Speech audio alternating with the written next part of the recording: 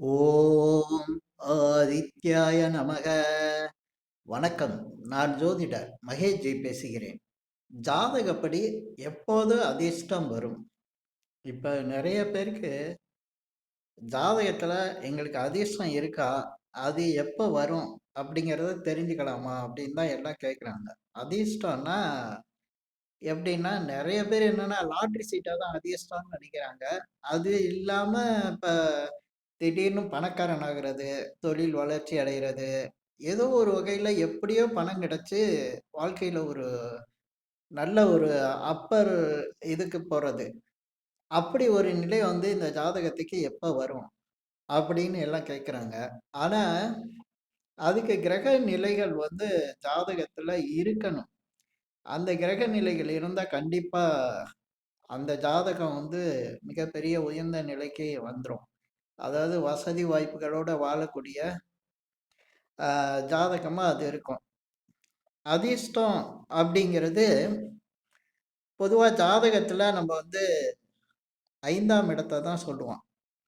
5ஆம் இடம் தான் அதிர்ஷ்டம். அது நம்ம வந்து பல வகையில வந்து அதிர்ஷ்டங்கள பத்தி பேசினா கூட, கிரகங்கள வச்சு சொன்னா கூட, அதிர்ஷ்டங்கிற ஒரே ஒரு இடம் எதுன்னா, அது 5ஆம் இடம் தான்.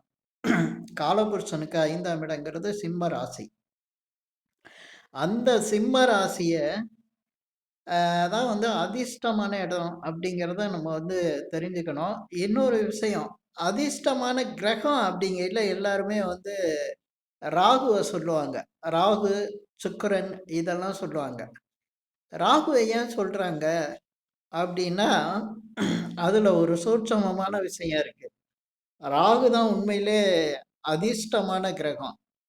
ஏன்னா, நம்ம வந்து அதிர்ஷ்டங்கிறது 5ஆம் இடத்த சொல்றோம்னா, அந்த அதிர்ஷ்டத்திலே பேரதிர்ஷ்டம், பெரிய அதிர்ஷ்டங்கிறது அந்த அதிர்ஷ்டத்துக்கு லாபம் அப்படிங்கையில காலபுருஷனுக்கு 11ஆம் இடம். அந்த இடம் வந்து கும்பம்.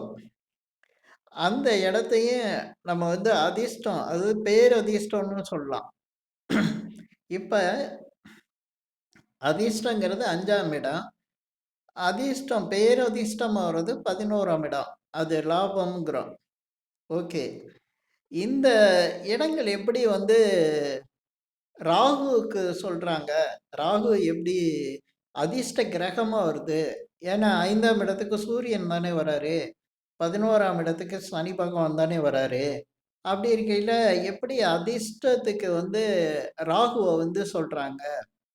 ஏன்னா ராகு வந்து பெரிய அதிர்ஷ்டத்த குடுத்தா தான் சுக்கிரன் வந்து அனுபவிப்பாரு.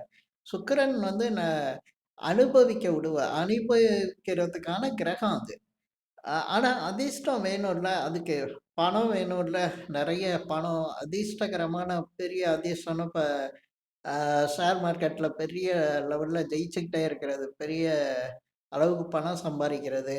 அ லாட்டரி அதிர்ஷ்டம் அடிக்கிறது. அ எதிர்பாராத சொத்துக்கள் வந்து சேர்றது. தொழில்ல மிகப்பெரிய வளர்ச்சி அடைகிறது. இதெல்லாம் வந்து ராகு ஏற்படுத்துவார். அது எப்படின்னா, ஏன் 5ஆம் இடத்துக்கு வந்து ராகுவ வந்து கிரகமா சொல்றாங்க அப்படின்னா, 5ஆம் இடம் அப்படிங்கையில அந்த இடத்த வந்து நம்ம எப்படி எடுத்துக்கணும்னா, வ ஜோதிடத்துல பல விதங்கள்ல அத வந்து நம்மளுக்கு வந்து ஜாதகத்துல வேற டிஃப்ரெண்ட் டைப்ல நம்ம அத யோசிக்கணும். அப்படி யோசிக்கும்போது 5ஆம் இடங்கிறது தாத்தாவ சொல்லக்கூடிய இடம். தாத்தாவ சொல்லக்கூடிய கிரகம் எதுன்னா ராகு தான். அப்ப 5ஆம் இடத்துக்கு ராகு வந்துட்டார்ல, காரகமா. அந்த 5ஆம் இடத்துக்கு ராகு சூரியன் வந்து அதிபதியா இருந்தாலும், 5ஆம் இடத்துக்கு காரகமா குரு இருந்தாலும், 5ஆம் இடத்துல ராகு சம்மந்தப்படுறாரு அப்படிங்கிறத நீங்க தெரிஞ்சுக்கலாம். அதனால தான் பேரதிர்ஷ்டமா கொடுக்கக்கூடிய விஷயங்கள்ல ராகுவ சொல்றோம். இதே போல காலபுருஷனுக்கு 11ஆம் இடத்த பார்த்தாலும் அங்கேயும் ராகு சம்மந்தப்படுவாரு. ஏன்னா, காலபுருஷனுக்கு 10ஆம் இடமும், 11ஆம் இடமும் சனியோட வீடுகளா இருக்கும். ஆனா, முழுவதும் சனியோட வீடு அப்படிங்கிறது வந்து 10ஆம் இடமான மகரம் தான். 11ஆம் இடங்கிறது ராகுவோட வீடு தான் அது. ராகுவோட தன்மை தான் அங்க அதிகமா இருக்கும். கும்பத்துல. அப்ப இந்த 5ஆம் இடம் காலபுருஷனுக்கு 5ஆம் இடம் 11ஆம் இடம் நேர் எதிர்ல தான் இருக்கும். இந்த 2 வீடும் சம்மந்தப்படும்போது தான் ஒருத்தருக்கு பேரதிர்ஷ்டம் வருது. இது ஜாதகத்துல எப்ப வரும் அப்படின்னு கேட்டா, ஒவ்வொரு ஜாதகத்துக்கும் வந்து 9 கிரகம் இருக்குது. அதுல இந்த 9 கிரகத்துல எந்த கிரகமாவது சிம்மத்துல இருக்கக்கூடிய கிரகம் வந்து அதிர்ஷ்டத்த குடுக்கும். சிம்மத்துல ஒருத்தருக்கு 3 கிரகம் இருக்கும். சில பேருக்கு 2 கிரகம் இருக்கும். சிலருக்கு 1 கிரகம் இருக்கும். சில பேருக்கு 4 கிரகம்லாம் இருக்கு. இந்த மாரி கிரக அமைப்பு இருக்கிறவங்களுக்கு பேரதிர்ஷ்டம் தான். ஏன்னா, எந்த ஒரு திசாவோ, புத்தியோ, அந்தரமோ ஏதோ ஒண்ணு நடக்கும்போது அவங்களுக்கு சிம்மம் சம்மந்தப்பட்டுக்கிட்டே இருக்கும். அப்ப வந்து சிம்மத்துல வந்து கிரகங்கள் இருந்தா கிட்டத்தட்ட அது ராகுவ போலவே அது அதிர்ஷ்டத்த குடுக்கும். அது இல்லாம ராகு திசை. அதனால தான் ராகு திசைய வந்து எல்லாரும் எதிர்பார்ப்பாங்க. பெரிய அதிர்ஷ்டத்த குடுக்கும். ஏன்னா, வாழ்க்கையில ஒரு மிகப்பெரிய வளர்ச்சிய குடுக்கும். நல்ல அ அது சாதாரண ஆட்கள் கூட பணக்காரனா மாறுறது, ஏழை பணக்காரனா மாறுறது, சாதாரண மனிதன் உயர்ந்த பதவிக்கு போறது, அதேபோல பெரிய அரசியல்வாதி ஆகுறது, சினிமாவுல பெரிய உச்ச நிலைக்கு போறது. இது எல்லாமே பார்த்தீங்கன்னா, இந்த சிம்மத்த சிம்மம் சம்பந்தப்பட்ட கிரகத்தோட திசையா இருக்கும். அல்லது ராகுவோட திசையா இந்த மாரி தான் இருக்கும். அது சம்மந்தப்படாம இருக்காது.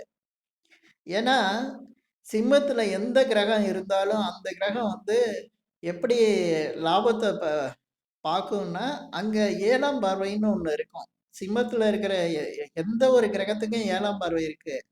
அப்ப சிம்மத்துல இருக்கிற கிரகத்துக்கு பாத்தீங்கன்னா, 7ஆம் பார்வை 11ஆம் இடத்த தான் பாக்கும். இதுல நெறைய பேரு கேதுக்கு கூட அப்படி இருக்குமா? ஆமா, கேதுக்கும் இருக்கு.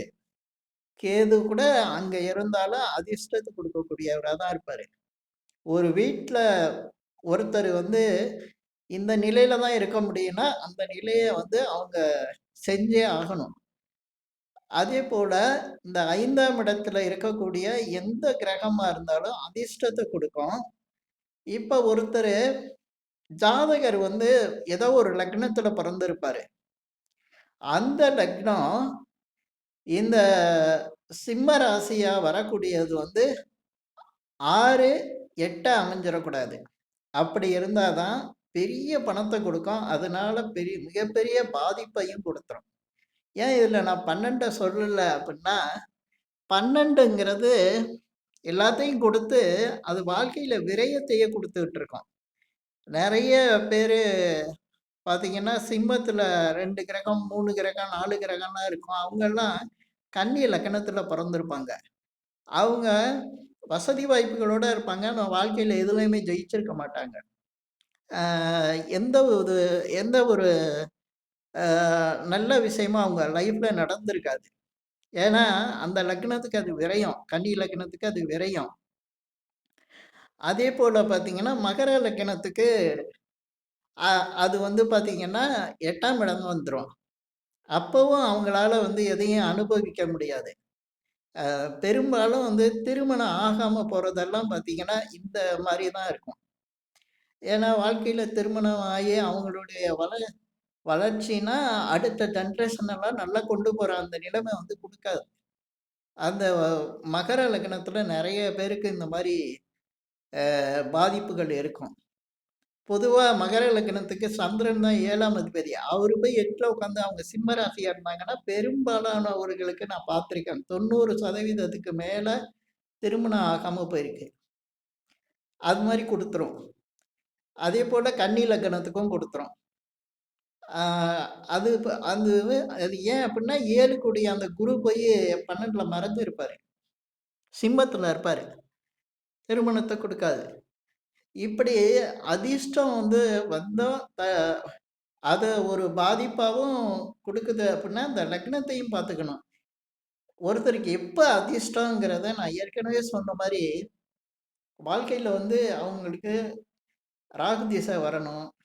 ராகுவோட சேர்ந்து சுக்கிர புத்தி வரும்போது, நிச்சயமா அவங்க அப்ப ரொம்ப அதிர்ஷ்டசாலியா தான் வாழ்ந்துகிட்டு இருப்பாங்க. இத யாராலயும் மறுக்கவே முடியாது. அதேபோல சுக்கிர திசை வந்து ராகு புத்தி வந்தாலும் இந்த நிலையில தான் இருப்பாங்க. அவங்க பெரும்பாலும் ராகு திசை சுக்கிர புத்தி தான் அந்த அதிர்ஷ்டத்தை மிக அதிகமாக்கும். சுக்கிர திசை ராகு புத்தியோட ராகு திசை சுக்கிர புத்தி மிக பெரிய அளவுக்கு அதிர்ஷ்டத்தை கொடுக்கும். இப்ப எப்ப அதிர்ஷ்டம் வரும் அப்படிங்கிறத நான் ஏற்கனவே சொல்லியிருக்கேன். சிம்ம ராசியில கிரகம் இருக்கணும்.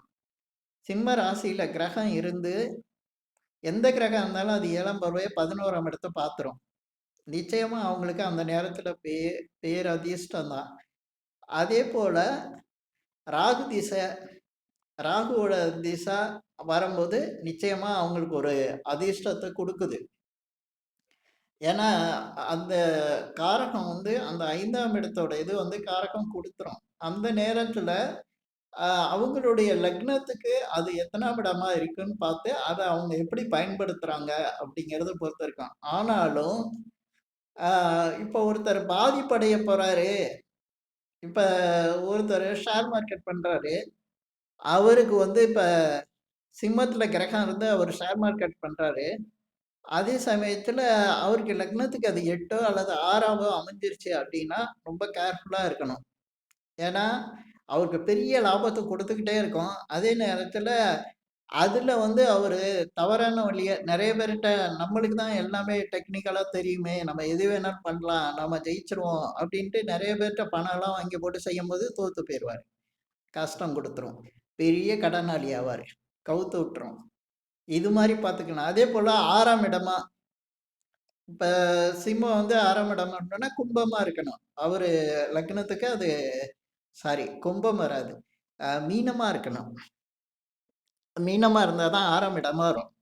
மீனமா இருக்கணும். அப்ப வந்து அவருக்கு அது 6ஆம் இடமா வரும்போது நெறைய பணத்தெல்லாம் குடுக்கும். அந்த 5ஆம் இடத்துல உள்ள கிரகம் வந்து அவருக்கு நெறைய கடனே வாங்க ரூ.